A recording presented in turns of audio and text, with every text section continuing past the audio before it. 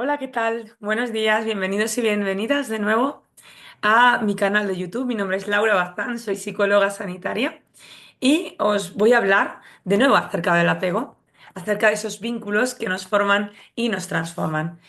Esta ponencia forma parte de un seminario que he realizado junto con el equipo de la UNED de Psicología Social y voy a exponer simplemente mi parte para aquellos que os gustaría escucharla y que por razones obvias no habéis podido hacerlo en la universidad donde se ha dado a cabo.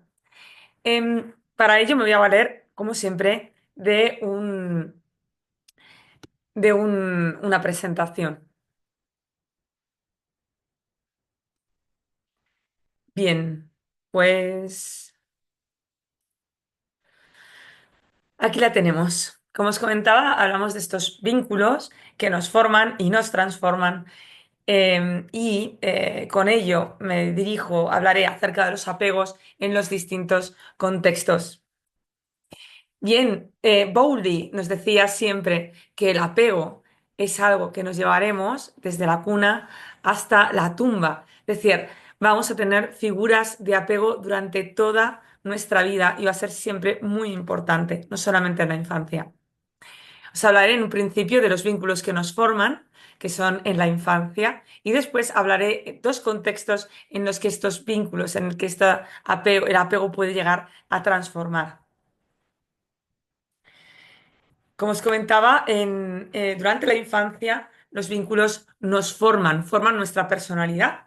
He puesto esta torre de monedas haciendo referencia bueno, a este jueguecito que hacíamos a veces, yo por lo menos lo hacía de pequeña, que colocaba una moneda y encima otra y hacía torres. Bueno, pues cuando colocamos mal la primera moneda, la torre puede llegar a ser más inestable. Se puede corregir, pero sí que es cierto que esta moneda es bastante importante para ver cómo va a ir el resto de la torre. La primera moneda no nos va a asegurar que la torre llegue a su final, sin embargo, sí que nos da mayores probabilidades y tener una primera moneda a veces tampoco nos puede asegurar al 100% que lleguemos a terminarla, ya que alguna entre medias mal colocada también podría dar lugar a su derrumbe.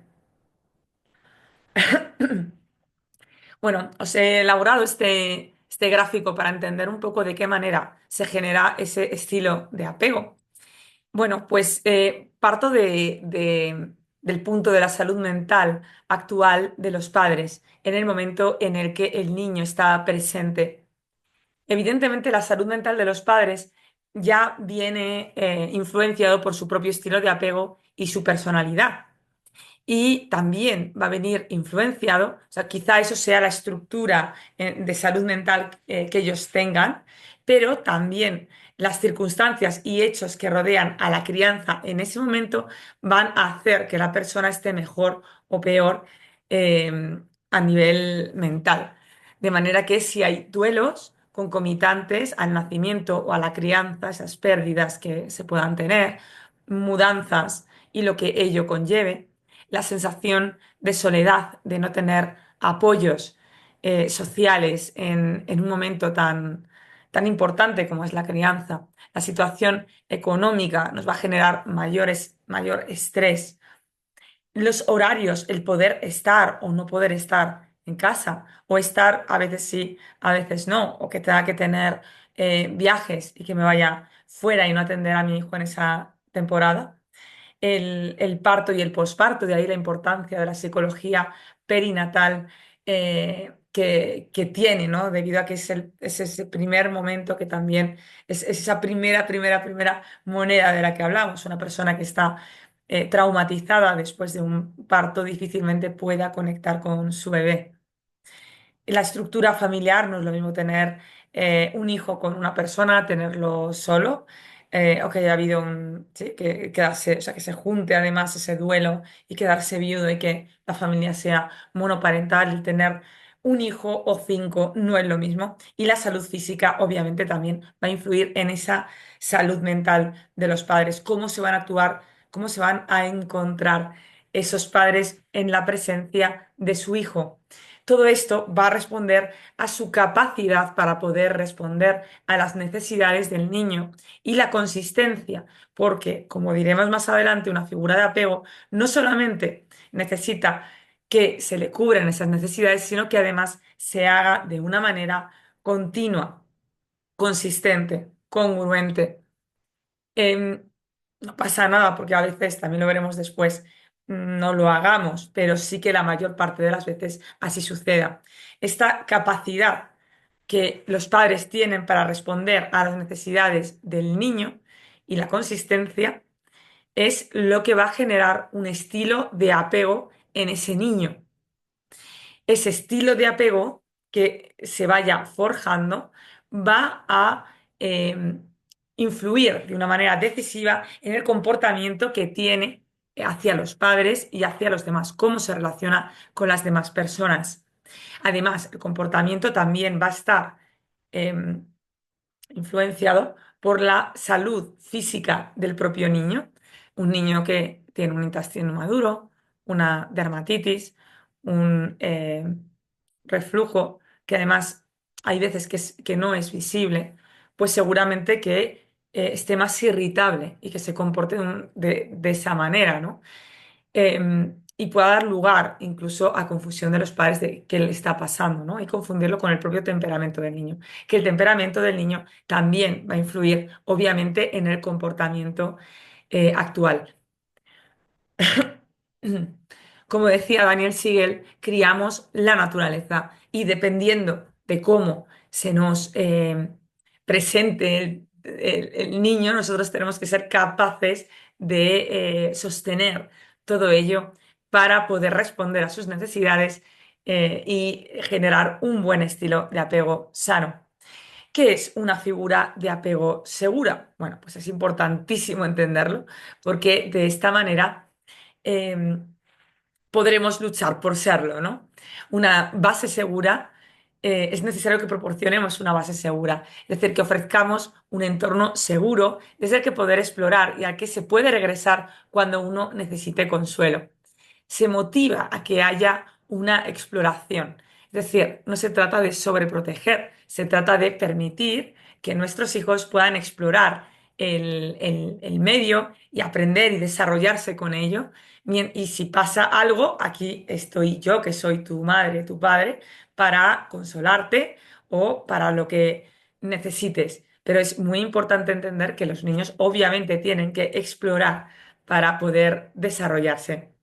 Un refugio seguro, es decir, que la figura de apego es percibida como una fuente de protección y calma ante la amenaza o necesidades no cubiertas. El estilo de apego, sistema conductual de apego, se va a manifestar especialmente cuando nos sentimos en amenaza. Es cierto que los niños tienen más motivos para sentirse con amenaza que los adultos.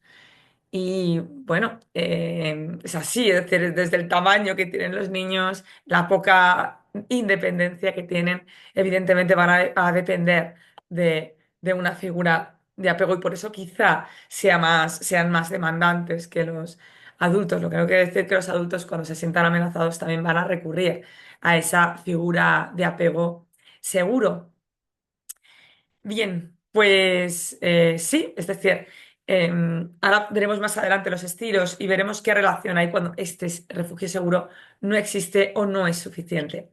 Las figuras de apego seguro son sensibles y responsivas, están atentos a las señales y son empáticos. Los típicos padres, madres que dicen que antes de que pase algo o que tú me digas algo, yo ya te he reconocido tu cara y sabría cómo actuar para que estés, para poderte dar esa respuesta emocional que tú necesitas. Un niño con padres que tienen que son figuras de apego seguro, que son base segura, van a saber responder, no van a pensar que es una tontería lo que les ocurre, ni van a ponerse a llorar con la persona, porque entonces dejará de, obviamente, de expresar esa emoción. Además, saben establecer vínculos emocionales positivos y va a existir, obviamente, una ansiedad de separación cuando la figura de apego se va. Con todo lo que ofrece esa figura de apego, ¿cómo me voy a sentir? ¿Cómo no me va a dar ansiedad, un poquito de ansiedad el que se vaya? Si es de un bebé, obviamente tendrá mucha ansiedad. Si es de un adulto en una situación de amenaza fuerte, también va a tener una fuerte ansiedad y es normal. Bien, pues vamos a ver en qué medida tenemos que responder a esas necesidades. Y Winnicott eh, nos hablaba, Winnicott es un psicólogo, un psicoanalista relacional, y nos hablaba de qué rol tenía que jugar una madre para que fuera suficientemente buena. La definición que él daba de madre suficientemente buena era la de la madre que cubría un porcentaje bastante elevado de las necesidades, sin embargo, no se pasaba, ¿no? Es decir, el niño tiene que tener un espacio de frustración en el que la madre se equivoque, habla de madre porque en aquel momento, creo que eran los años 50, era la madre principalmente la que se encargaba del cuidado de los niños, eran las mujeres, y por eso habla de madre, pero obviamente también es aplicable a los padres. Una madre suficientemente buena, aquí estoy uniendo dos conceptos, pero era la que ofrecía ese apego seguro y una consistencia en los cuidados. A veces no lo cubría, no se daba cuenta, no pasa nada, es normal, no puedes ser perfecta, porque de hecho si fueras perfecta no serías buena, serías demasiado buena o intrusiva, que sería ese vaso completamente lleno que está ahí, ¿no? En el caso de las madres demasiado buenas o intrusivas, lo que vamos a encontrar en los niños es que no van a tener, y en los adultos después, que tengan una intolerancia a la frustración. Como siempre se les ha dado todo lo que necesitaban, los niños no entienden, no saben qué es la frustración. La vida, sabemos todos, que es frustrante en muchas condiciones, ¿no? Además, estos niños van a buscar una necesidad de confirmación. eh, frecuente y una aceptación y sí, una necesidad de confirmación y de ser aceptados y que posiblemente no tomen decisiones. Suelen ser estas madres que sobreprotegen a sus pequeños y sí, al final, si estoy acostumbrado a que mi madre, yo soy el mejor siempre, soy el niño sobreprotegido cuando llega a un ambiente habitual y normal, voy a necesitar constantemente esa figura, ¿no? que antes fue mi madre. También nos hablaba de la madre no suficientemente buena o negligente. Claro, no se trata de que nunca ha proporcionado las necesidades a su hijo, siempre se hace en alguna medida, pero igual es insuficiente. Es decir, que las necesidades que se han proporcionado se queden en un 20, en un 60, ¿vale? Cuanto más hasta un punto eh, estén relleno ese vaso, bueno, pues más necesidades de sed voy a cumplir. Sin embargo, si está desbordado como ahí, se me puede caer, ¿no? Pero lo que está claro es que el vaso, tal y como lo vemos ahí relleno, lo que va a proporcionar es una serie de carencias y emocionales cuando hablamos de necesidades emocionales no cubiertas y un apego inseguro. Entonces vemos que desde aquí quedarnos con que la madre que funciona es la suficientemente buena, ¿vale? Esto genera como cierta tranquilidad en las madres y decimos, vale, nos podemos equivocar.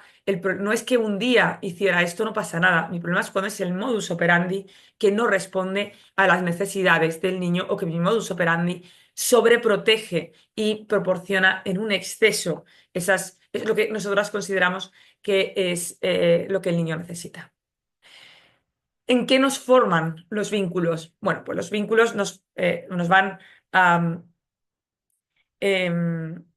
los vínculos, la manera que tengo de relacionarme con mis padres, nos va a generar unos modelos operativos internos que a su vez van a influir en el estilo de apego, ¿no? Lo pongo aquí, que los modelos operativos son internos, son esquemas subyacentes que sustentan los estilos de apego y son el resultado de nuestras experiencias de apego temprano. O sea, estos modelos operativos internos, a no ser que pase algo muy impactante o que realicemos terapia, o ya veremos de qué manera después, son estructuras mentales que ya forman parte de nosotros, que contienen nuestras expectativas, creencias y patrones emocionales sobre nosotros mismos, los demás y el mundo en general. Es decir, si somos dignos de amor y de cuidado, si las personas son confiables y accesibles y si el mundo es un lugar seguro o peligroso. Esto seguro que también nos suena con las creencias básicas de Albert Ellis.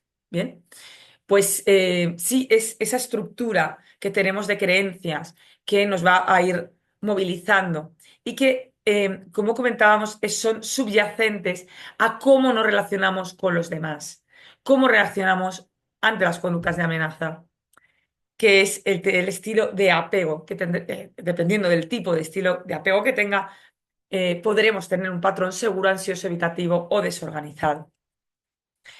Y la tendencia es a que esos patrones se repitan, porque el estilo de apego de los padres va a afectar, ya lo veíamos, ¿no? A la propia personalidad y a cómo voy a cubrir las necesidades de un niño, lo cual va a influir en el estilo de apego temprano de mis hijos. Este estilo de apego temprano va a generar esa estructura mental que son los MOI, ¿vale?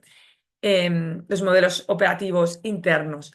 Este modelo operativo interno nos va a generar una manera, va a influir en nuestra manera de relacionarnos cuando somos adultos con el resto de las personas.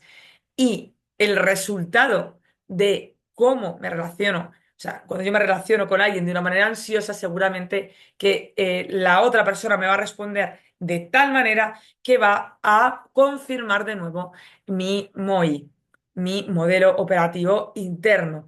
Entonces, de nuevo voy a volver a comportarme con los demás de esa manera. Es decir, por ejemplo, si yo tengo un estilo de apego ansioso, lo que voy a ocurrir es que voy pidiendo todo el rato tengo una necesidad de confirmación y necesito que me digas que me quieres todo el rato o ante el mínimo, la mínima señal de que creo que tú me has rechazado, me voy a enfadar. El problema que ocurre es que la otra persona, al final, lo que va a hacer posiblemente es finalmente rechazarme, porque cuando me estás todo el rato demandando, me voy a sentir un poco agobiado, agobiada y digamos que ese abandono de nuevo va a hacer que se perpetúe, a que continúe ese modelo operacional interno. Voy a seguir comportándome constantemente igual. Y además, mi propio estilo de apego adulto va a influir en el estilo de apego de los hijos que yo tenga. Entonces, ¿qué es lo que pasa? ¿Cómo podemos hacer para que este círculo se corte? Podemos actuar en nuestra fase adulta, bueno, también de niño en teoría, pero los niños siguen dependiendo de sus padres, sobre todo en la fase adulta, con las personas que nos juntemos y cambiando nuestra manera de relacionarnos em, con los demás, posiblemente eso nos genere unas experiencias distintas que hagan que por fin deje de pensar de la manera que pienso, es decir, a través de nuevos vínculos sanos y además si lo unimos a una toma de conciencia y a una terapia, lo que vamos a hacer es que esa persona que es ansiosa, a pesar de que siente que le puedan rechazar, va a dejar de comportarse según ese criterio. Y al dejar de hacerlo, seguramente que la persona ya no se vaya de su lado y puede haber que no es necesario que esté todo el rato comprobando que esa persona eh, me quiere o que demande cosas o que esté tan hipervigilante a ver qué es lo que ocurre. Entonces, en el momento en el que, aunque en un principio siento que tengo que hacerlo, no lo haga, voy a tener lo que llamamos una experiencia emocional correctiva, porque el comportarme de una manera distinta hace que las cosas salgan mejor y me dé cuenta de que igual sí que soy querible simplemente por ser quien soy y no tengo que hacer un extra para que eso continúe ocurriendo. Y ahora os voy a presentar esos estilos de apego que surgen a través de esas necesidades que pueden ser cubiertas, en qué medida y de qué manera se hacen, a través de esa relación con la figura de apego principal. Bueno, pues las personas que tienen un apego seguro vienen de cuidadores que son sensibles, disponibles y consistentemente afectuosos. Y las personas que salen de este tipo de vínculo y de relación son personas que pueden confiar, que pueden ser autónomas y también pueden pedir ayuda si lo necesitan. Tienen unas buenas relaciones habitualmente y gestionan bien el estrés emocional. Como os digo, es que pueden confiar, pueden no hacerlo. Es decir, que una persona puede desconfiar porque la situación no le convenzca a esa persona, claro que sí, pero sí que puede también confiar plenamente en un amigo, si así lo decide, ¿no?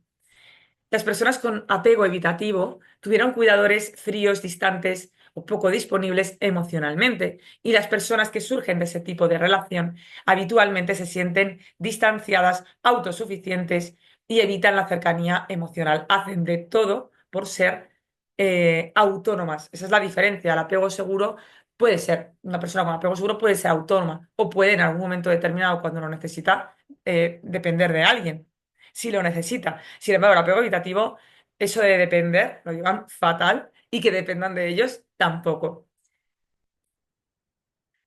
El apego ansioso. En el apego ansioso lo que nos encontramos son cuidadores inconsistentes, a veces afectuosos y otras veces negligentes. Bien, entonces vemos que hay esa inconsistencia.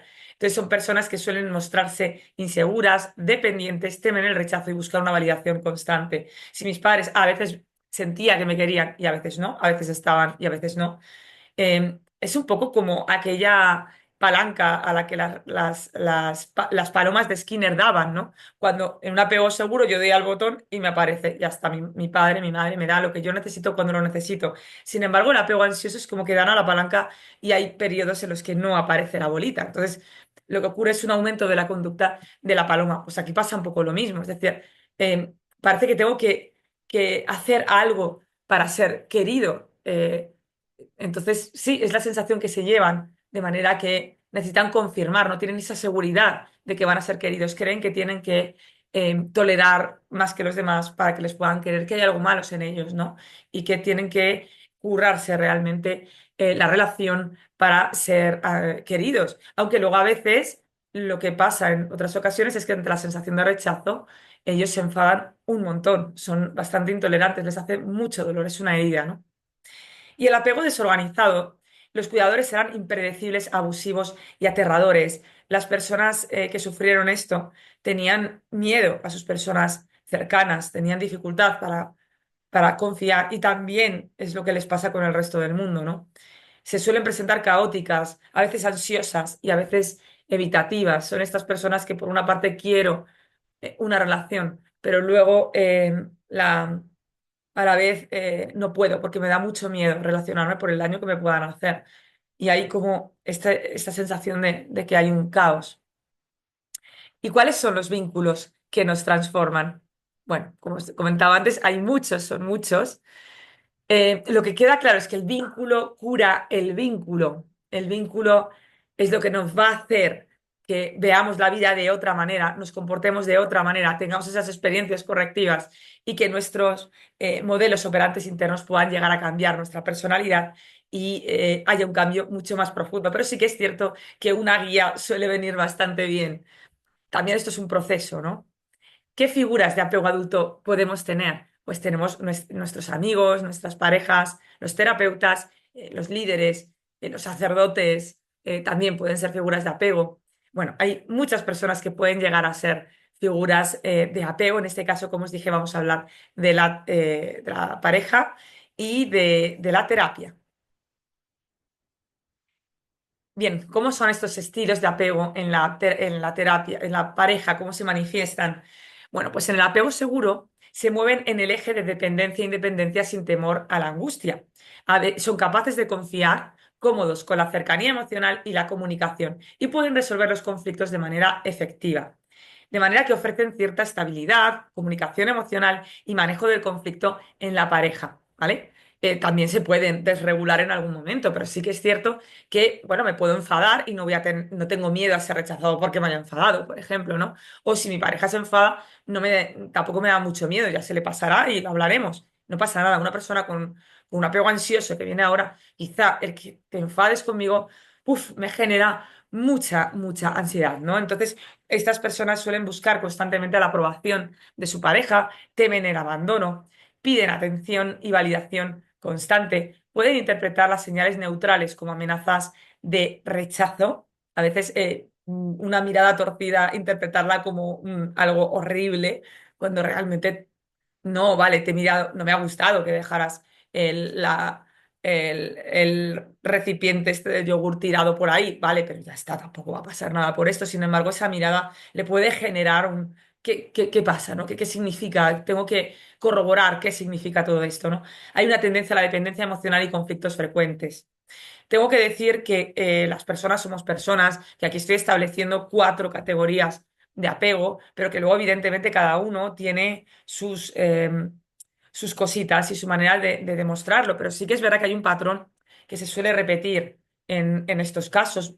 Hay gente que puede ir mejor por ejemplo, puedo llegar a tomar decisiones, que sería, en el apego ansioso normalmente les cuesta tomar decisiones por lo que sea. Sin embargo, sí que necesito que no te enfades conmigo, porque si te enfadas conmigo, tengo miedo real a que te vayas a ir, ¿no?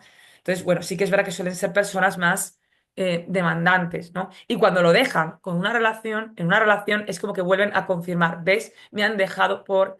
No suelen tener una buena imagen de sí mismos ni se aceptan a sí mismos. Entonces, por eso necesitan tanto esa mirada externa.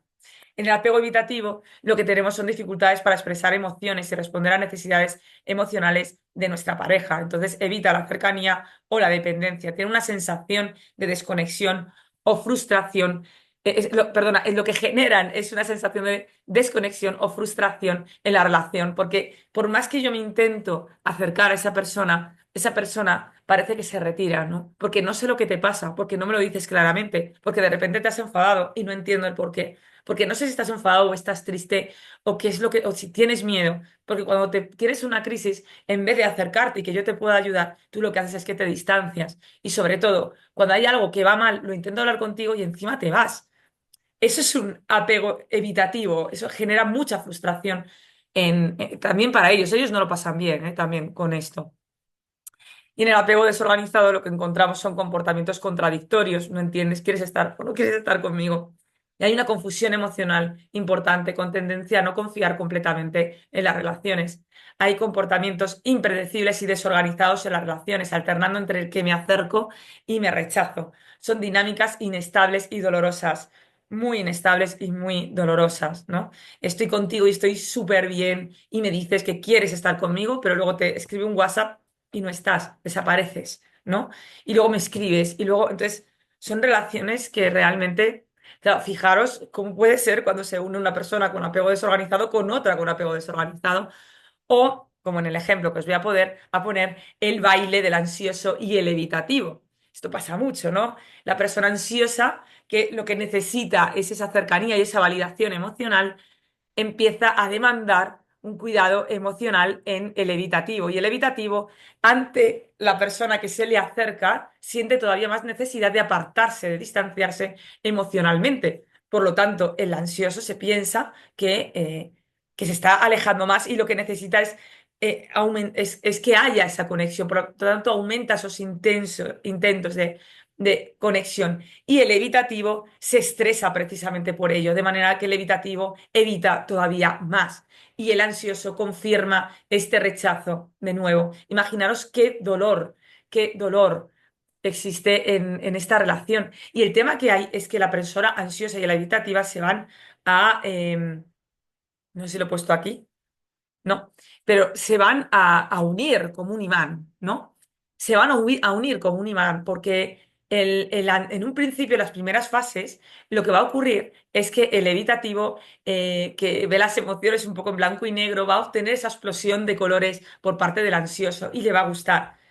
Además, el ansioso va a soportar mucho más de lo que aguantaría una persona con apego seguro, de manera que también es más tendente a quedarse. Le parece como un reto, ¿no? Como que, eh, bueno, ¿ves? Al final voy a hacer que esta persona me quiera. Le parece como un reto especial. Cuando les quieren sin ningún tipo de acción por su parte, es decir, obviamente el respeto, etcétera, pero que no tenga que estar buscando activamente, eso es como que no se lo terminan de querer. El evitativo a veces da señales, a veces no, y eso nos mantiene a su vez en ese refuerzo intermitente que termina atrayendo a las personas con apego ansioso que quieren confirmar constantemente que, que son queribles, ¿no? El vínculo sano cura el vínculo, ¿no? Pero es eso lo que no había dicho al principio, que sí que lo señalo ahora, ¿no? Entonces, ¿cómo cura el vínculo sano ese vínculo? Bueno, esto se le llama la curación relacional. Las experiencias correctivas que os comentaba antes, que compensan las carencias o traumas del pasado. Es decir, si yo soy ansiosa y estoy con una persona con apego seguro y veo que realmente no me rechaza, aunque me haya enfadado. Mis padres antes lo podían hacer, pero él no lo hace. Pues eso que me voy llevando y que voy incorporando a mi nuevo modelo operacional interno. Si una persona evitativa se atreve hablar de sus emociones y se recogen muy bien por parte de su pareja, bueno, pues quizá empiece a hacerlo más, ¿no?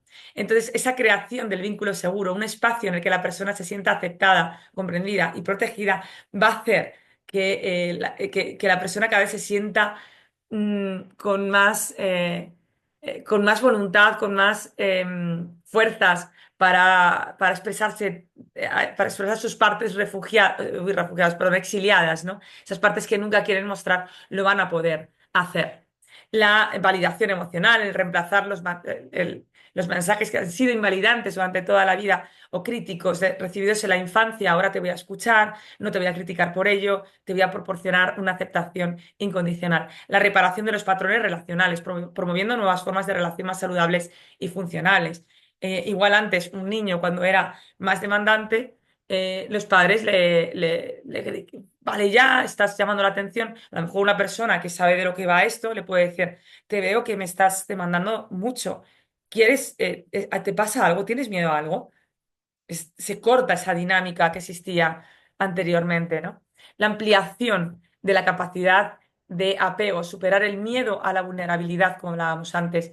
Va a existir esa reestructuración de creencias en el modelo operacional interno. Vamos a desafiar esas creencias previas negativas que teníamos sobre nosotros, sobre los demás, sobre el mundo y las vamos a ir transformando. A través de un modelo de cuidado mutuo, cómo recibir cuidado y cómo ofrecerlo. Y también la construcción de resiliencia conjunta, el recibir la narrativa de dependencia o aislamiento que generó en la infancia, el reescribir, perdón, esa narrativa de dependencia o aislamiento, el empezar a expresar qué es lo que yo viví cuando era pequeño y a darle un sentido a todo esto para que me ayude a decir, no, yo ahora de mayor voy a romper con ese patrón porque quiero hacerlo de otra manera, ¿no? Eso muchas veces en conversaciones en pareja puede haber un montón cuando hay conversaciones efectivas de este tipo y pueden ayudar de verdad mucho. También la persona que tenga un apego sano puede aportar su propia vivencia y su opinión respecto a lo que le ha ocurrido. Y el apego en terapia. Bueno, pues teníamos a una persona, Pichon Rivière, que decía claramente que a los pacientes hay que quererlos. Y si no queremos a los pacientes, no los atiendas. Si te da rabia, si cada vez que vienes, "Uf, hasta aquí el de siempre", si ocurre esto, no le atiendas.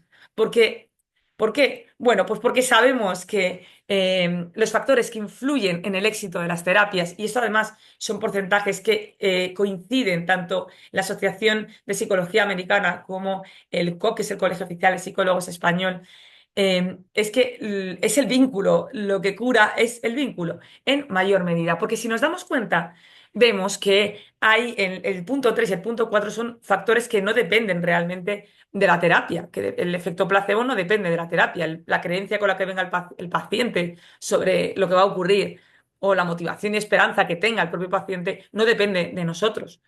¿Vale? La motivación interna, quiero decir. Los factores externos, como el contexto que cambien, los factores sociales, ambientales o el apoyo que tengan fuera de la terapia, los cambios en la vida que tengan que no están directamente relacionados con la terapia, pues no dependen de nosotros. Sin embargo, el punto uno y el punto dos sí, sí que dependen. Y como vemos, los factores específicos del modelo terapéutico, las técnicas o enfoques específicos, sí, lo que aprendes realmente en un modelo terapéutico, lo que usas, la técnica de MDR, no lo sé, el uso de la cognitivo-conductual, el enfoque que utilices va a influir en un 15 o 20% del proceso total.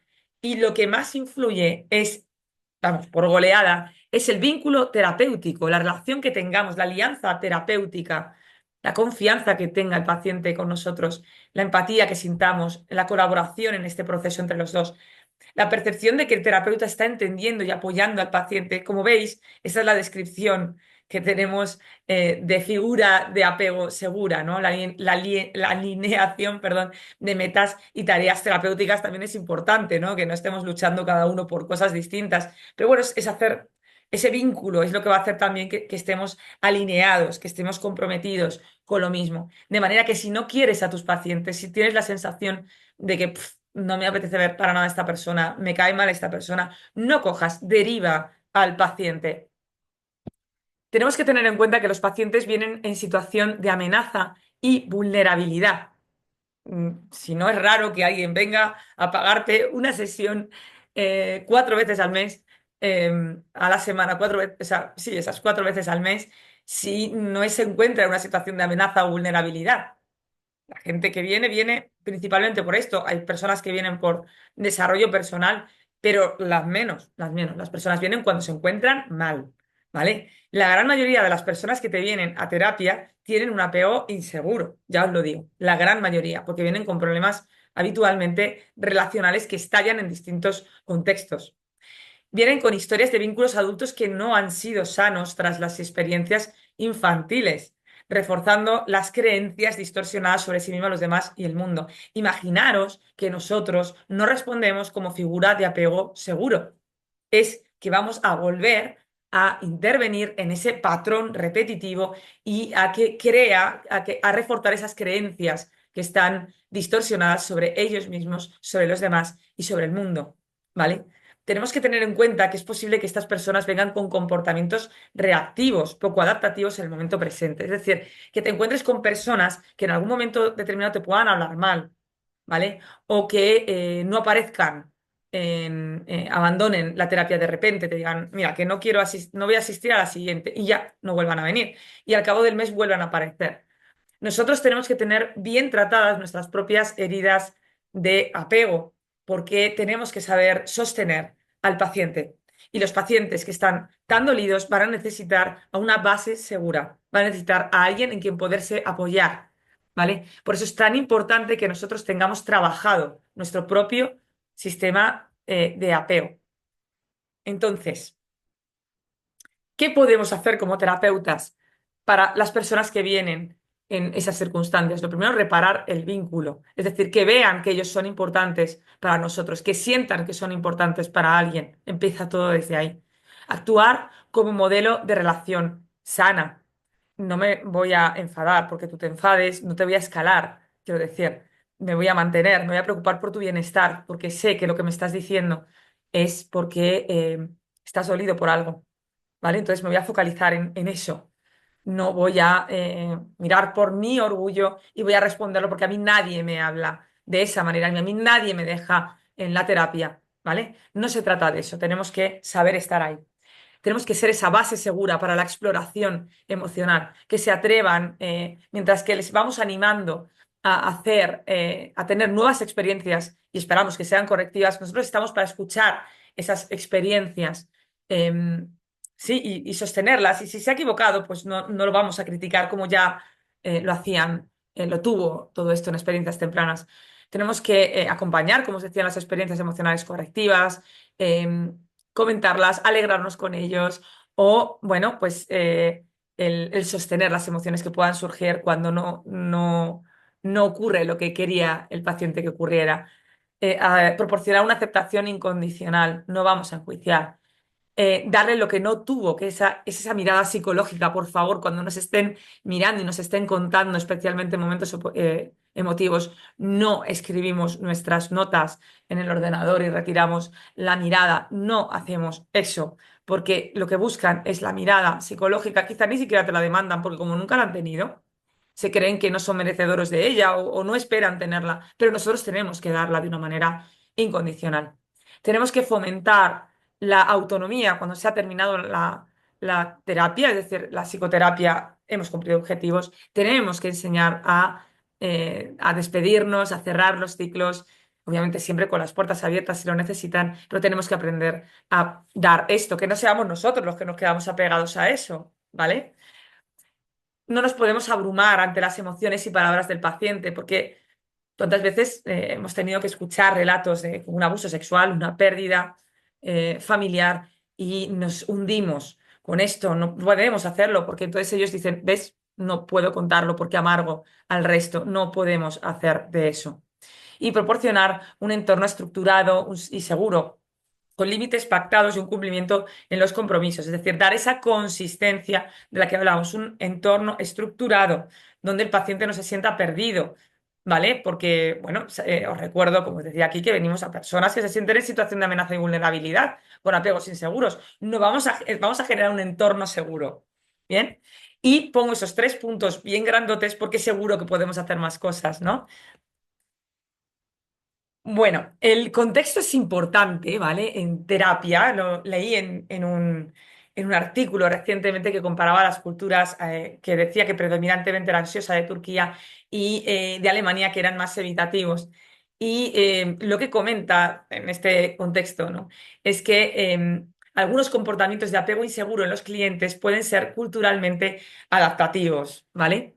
Em, lo que dice es que estos pacientes podrían percibir una terapia como insegura cuando se considera la interacción entre sus patrones de apego y el contexto cultural, ¿vale? Y pongo dos ejemplos, las culturas nacionales, es decir, a lo mejor si para mí aquí ofrecer el vínculo emocional puede ser de una manera, quizá si lo que tengo es un paciente alemán, lo digo por la cultura que yo estoy estudiando, que suele ser más evitativa, quizá un acercamiento que aquí en España podría ser considerado como positivo, allí podría ser demasiado, ¿no? Y es posible que dijera, uff, me alejo, ¿no? Porque me abruma tanta cercanía, ¿no?